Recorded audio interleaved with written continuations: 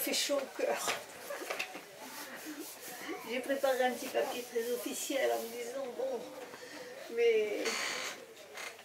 Bon, ça fait rien. On a donc 3 livres à vous présenter, et je vais présenter le premier qui est sorti, c'est-à-dire en juin, je crois, de Florent Papin, qui est un livre de poèmes de Florent Papin, illustré, non, c'est pas illustré, avec des gravures de Renaud Alérand qui est là. Je dis c'est pas illustré parce que c'est un livre où j'ai tenu à ce qu'il y ait autant de gravures que de poèmes, parce que c'est vraiment un texte à deux. Un texte qui a été fait à deux, on dira peut-être très vite, pas très vite d'ailleurs. Comme j'ai écrit quelque chose, je voudrais suivre ce que j'ai écrit, peut-être à tort d'ailleurs. Ce que je voulais dire au début, c'est que quand c'est Renaud qui m'a parlé du manuscrit, et au tout début, je me suis dit, je savais que c'était un poème abstrait. Donc ça m'a beaucoup inquiétée parce que personnellement, je croyais du moins ne pas aimer la poésie abstraite. Voilà, c'était parce que dans mon esprit, qui dit poésie abstraite, dit poésie intellectuelle, donc je me disais c'est desséché, ça ne me parlera pas. Voilà, j'avais des idées comme ça toutes faites. Et j'avais pas compris à ce moment-là que je pouvais, avec de la poésie abstraite, avoir la même manière d'être que devant une poésie dite concrète. C'est-à-dire que malgré des mots que je ne comprends pas forcément, les images pouvaient venir, comme elles me sont venues quand j'ai lu ce texte. Il y a des associations de mots, il y a des images qui m'ont tout de suite parlé et même qui m'ont porté dans mon propre imaginaire, ce qui m'a beaucoup surprise. Et ça a été, vraiment je peux le dire, un éblouissement. Dès que j'ai lu les premiers vers, je me suis dit, oh là là, ça c'est magnifique. Et ça m'a d'autant plus surprise qu'a priori, je me disais, mais ça va, c'est pas pour moi cette poésie. L'abstraction, ça me va pas, je comprends pas, c'est comme les maths. Les maths, j'ai jamais rien compris, hein, vraiment rien. Donc vraiment, hein, Florence, ça c'était impossible pour moi. Et voilà. Et là, la magie a opéré. J'ai tout de suite été, au contraire, dans quelque chose de très imagé, de très vivant, de très même joyeux, malgré apparemment une inspiration qui ne l'est pas forcément. Peut-être j'étais comme devant effectivement un paysage de neige. Hein. Il y a quelque chose de l'ordre d'une beauté qui nous aspire. Je ne sais pas, il y a quelque chose de cet ordre qui s'est passé. Voilà. Donc ça m'a beaucoup impressionnée. Et finalement, je me suis dit après coup que peut-être c'était pas étonnant vu la genèse du texte. C'est-à-dire que contrairement à ce qui se passe d'habitude, hein, où c'est très souvent du moins, c'est le peintre qui illustre un livre de poèmes, entre autres, ou un roman, là c'est le contraire qui s'est passé. C'est-à-dire que peut-être le mieux c'est que vous expliquiez ce qui s'est passé. Oui, je pense que c'est une bonne... Allez-y. Enfin, en toute chose, merci vraiment pour ce propos introductif qui me touche beaucoup. Et justement qui ouvre, je pense qu'il donne 2-3 peut-être clés, pas forcément d'interprétation, mais en tout cas de lecture, et peut-être de manière d'appréhender, d'entrer peut-être dans ma poésie, parce que je conçois justement ce qu'elle peut peut-être avoir de... vous employez le mot abstrait, peut-être d'aucuns parleront d'hermétisme, enfin... Bon, ça c'est des choses qui méritent d'être discutées. En tout cas, pour ce qui est vraiment de l'acte fondateur, et c'est ce qui fait, à mes yeux aussi, toute la valeur de ce recueil, c'est clairement une rencontre esthétique donc, avec le travail de Renaud. Donc vous avez quelques œuvres exposées. Pour présenter les choses très simplement, c'est en promenant dans le Marais et en passant devant la galerie Atelier de Renaud, je suis tombé un peu en arrêt devant une de ses œuvres qui s'appelle Nuit d'hiver, qu'on a reproduite en petite cartouche dans le recueil. Et c'est une œuvre qui m'a donné envie d'écrire, sans que je peux difficilement dire autre chose que... et ça m'a donné envie d'écrire sous forme poétique. Voilà. Pourquoi? Parce que j'y voyais une dynamique intrinsèque. Enfin, quelque chose. C'est une œuvre très architecturée. Enfin, c'est un peu disons qu'elle est elle est en petite cartouche, donc il est En fait, c'est plutôt une grande œuvre, vous voyez, mais donc très architecturée, avec vraiment ce contraste fort de lumière et d'obscurité, et dans lequel moi, j'ai trouvé un mouvement voilà, qui est devenu, d'une certaine manière, enfin, le mouvement de mon écriture. Moi, pour rebondir sur ce que vous disiez, sur le caractère illustratif du travail de Renaud, clairement, en effet, il ne s'agit ni d'une illustration, ni même véritablement d'un dialogue, dans le sens où moi, j'ai pas pensé, j'ai pas écrit mes poèmes comme une tentative d'entrer dans le travail de Renaud. C'est-à-dire que moi, j'aime bien parler de résonance, ce qui me semble plus juste. C'est-à-dire qu'à un moment, il y a une convergence de sensibilité, et d'une certaine manière, c'est la sensibilité de Renaud, qui, moi, très sincèrement, je ne sais pas tout ce qu'il met dans son travail. On n'en a même jamais vraiment discuté. Lui, je pense que... Oui, peut-être ne sait-il pas non plus, oui. Et en tout cas, lui, à l'inverse, ne sait pas ce que moi, forcément, ce qui m'anime dans mon travail poétique. Toujours est-il qu'il y a eu cette rencontre qui a permis de donner lieu à quelque chose qui aujourd'hui ce recueil de poésie, en effet, où il est sans doute difficile de dissocier et le travail des mots et le travail de l'image. Voilà.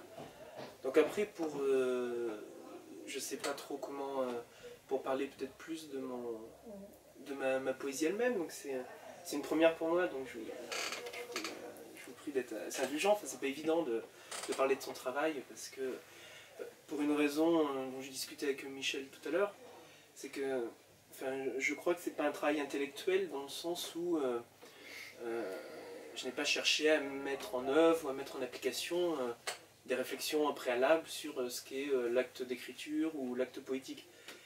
C'est quelque chose qui, moi, m'est venu... Enfin, c'est une écriture qui est, d'une certaine manière, pas pensée. Enfin, je sais pas si c'est la bonne manière de présenter les choses, mais disons que je le vois vraiment, moi, comme vraiment l'expression d'un sensible, et c'est plus a posteriori que j'ai pu y trouver des choses. Enfin, je savais que ça s'inscrivait dans un contexte de sensibilité, donc sur lequel je vais revenir, mais moi j'en étais vraiment au stade de la formulation. C'est juste un moment comment exprimer des choses intérieures, et j'en étais absolument pas à avoir une réflexion sur mon travail. Donc ça, c'est venu plutôt... c'est aujourd'hui, en fait, rétrospectivement, même dans les perspectives de cette rencontre ou d'autres rencontres qu'on est amené à faire, que j'ai pu un peu circonscrire et mieux comprendre vraiment la démarche qui m'avait animé. Et donc pour aller un peu Enfin, c'est un peu abrupt de présenter les choses comme ça, et je m'en excuse, mais c'est vrai que moi, il y a quelque chose dont je suis assez pénétré, qui est la mémoire de la Shoah. Et clairement, en fait, tout ce travail part un peu de l'idée que la Shoah introduit avec violence, de manière brutale, un peu un nouveau régime de signification. Ce que j'entends par là, c'est que, de mon point de vue, enfin, c'est pas une... en tout cas, tout ça participe d'une expérience sensible, c'est mon rapport aux choses, et en premier lieu, en fait, à la nature et à la minéralité, qui ont une grande place dans mes écrits. C'est par ce prisme-là, en fait, que moi, avec ma sensibilité, j'ai eu le sentiment, avec ma sensibilité et aussi mon intérêt historique pour cet événement, que j'ai eu le sentiment d'une coupure fondamentale entre ce que je pensais être un mode juste d'appréhension du réel, du sensible, et que finalement, à la lumière de la Shoah, je n'arrive plus à trouver. Alors quand bien même, c'est toujours un peu délicat de dire ça, parce que je n'ai ni été évidemment ni victime, ni touché à titre immédiatement personnel.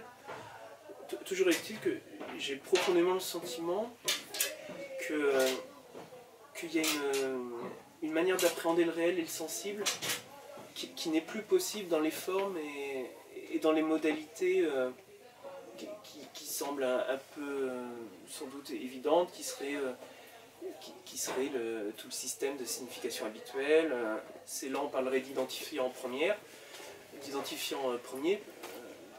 C'est-à-dire que moi, ma sensibilité me porte à, en tout cas, pas à croire, mais juste à avoir le sentiment qu'il y a une forme de désubstantialisation des choses. C'est-à-dire,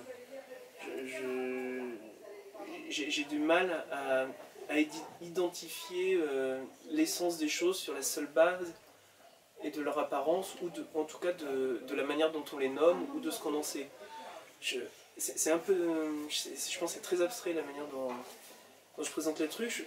Je voudrais peut-être juste vous lire un passage en fait qui moi m'a beaucoup éclairé une fois de plus a posteriori, qui est en fait une réflexion de Charlotte Delbo. Donc je sais pas, voilà.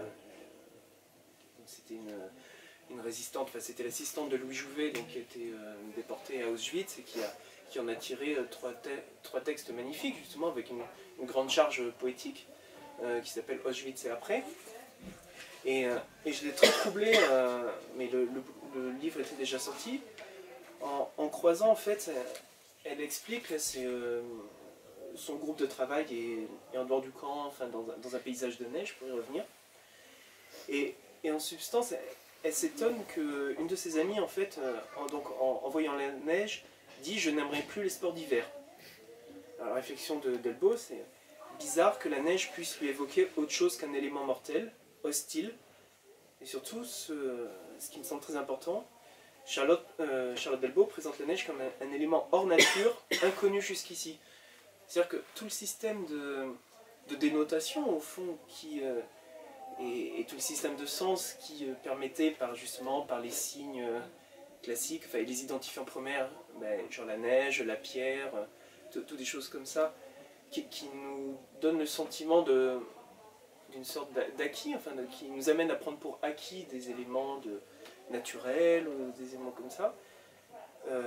Il se trouve que là, dans ce contexte-là, dans ce lieu qui est dans ce lieu spécifique créé par la Shoah, parce que moi j'ai tendance à raisonner en termes de lieu, je crois fondamentalement que la Shoah a créé un espace spécifique que moi j'essaie de traduire de manière esthétique, mais qui par exemple sur un plan éthique correspond à la zone grise de Primo Levi. Donc à nouveau d'ailleurs une réflexion de type spatial et sensible, à la fois le gris et la spatialité de la zone. Donc l'idée qu'à un moment il y a un nouveau périmètre, et donc pour moi c'est tout cet espace que j'essaye d'appréhender, d'approcher, de creuser d'une certaine manière et de comprendre. Et je trouve que le passage de Delbo, de ce point de vue-là, en tout cas moi, était très éclairant pour ma démarche, parce qu'une fois de plus, c'est pas quelque chose qui était pensé au préalable. Je savais que j'avais un rapport sensible aux choses qui était nourri dans mon intérêt, puis dans mon rapport à la Shoah et à l'expérience limite qu'elle représente. Mais en tout cas, cette idée que voilà, la neige qui est vraiment, là pour la peine, la chose sur laquelle on est censé peut-être, enfin, un des éléments naturels sur lesquels on est susceptible d'avoir un consensus le plus immédiat, et bien en fait, voilà, par le prisme de cette expérience limite, la neige n'est plus la neige. Et du coup, alors quelle est la neige à ce moment-là? Et que sont les pierres, je parle, que sont les quartz, que sont les granites, que sont les distances? Et moi, c'est cette paire fondamentale des repères sensibles, enfin, c'est comme ça que j'ai tendance à m'approcher de cet univers. Voilà, c'est le cœur de ma démarche, c'est savoir comment on arrive d'une part peut-être à retrouver des repères, parce que je crois pas, c'est pas du tout une approche nihiliste, au contraire, c'est l'idée que fondamentalement il y a une perturbation totale en fait des conditions d'appréhension du réel. Donc à partir de là, comment on reconstruit, c'est même pas une vision, c'est juste un regard, c'est comment on apprend à regarder le réel, et comment on traduit ça en mots, et voilà, comment on crée un système de... Mais c'est ce que vous appelez un événement? La Shoah? Oui, je vous dis que la Shoah est un événement. Oui, le fait historique. Ouais. L'événement, c'est quoi? C'est-à-dire, vous voulez me dire en termes étymologiques ou... Oui, qu'est-ce que vous appelez événement? Non, mais ce que je veux dire, le fait historique, purement historique. C'est, je veux dire, le fait historique. Daté, le thème. Oui, voilà, c'est juste pour référencer, mais à travers la Shoah, c'est aussi la question d'une expérience limite, mais une fois de plus, mais qui a peut-être comme particularité de mon point de vue par rapport à, parce qu'on a été pétri de ça, même dans ma génération, et que c'est une expérience qui s'accompagne aussi d'un référentiel esthétique propre, quoi. Il y a d'autres expériences limites dans le monde, de type même génocidaire ou de type massacre, tout ça. Il se trouve que là aussi en écho un peu à la zone grise de Lévy, je considère qu'il y a un régime esthétique aussi propre, quoi, qui est indissociable, enfin que je ne peux pas penser autrement, justement par rapport à que, en dehors d'éléments comme ça très, très âpres, qui sont ceux de la neige, de la minéralité, et, voilà. Et d'une nature qui, de mon point de vue, du coup, n'exerce plus, j'ai tendance à dire, sa fonction consolatrice. C'est-à-dire que, moi, au prisme de tout ça aussi, je ne perçois plus la fonction ou consolatrice, ou en tout cas, en quoi la nature devient, si vous voulez, le seuil même d'une expérience spirituelle, en fait, qui serait la porte d'entrée enfin pour aller vite, vers Dieu, ou vers une unité sensible. Voilà, moi j'ai un sentiment de coupure profonde, et tout mon questionnement, c'est de savoir qu'est-ce qu'on fait à partir de là. Et donc, pour finir, après je vous laisse la parole, mais moi j'en suis, c'est mon premier travail, enfin ma première édition, mon premier livre publié. Enfin, de mon point de vue, ça c'est le travail, peut-être pas d'une vie, mais c'est un chantier perpétuel, c'est quelque chose moi, que j'aspire, que je ne prétends absolument pas avoir ni circonscrit ni achevé, mais j'ai plus le sentiment aussi d'être à un point de départ de mon questionnement, et que j'ai envie de prolonger assez loin, parce que bon, après je vais arrêter là, mais après ça permet aussi de recroiser d'autres questionnements de type spécifiquement poétique, qui sont ceux de Mallarmé, de Ceylan sur les régimes de sens, et sur comment, à partir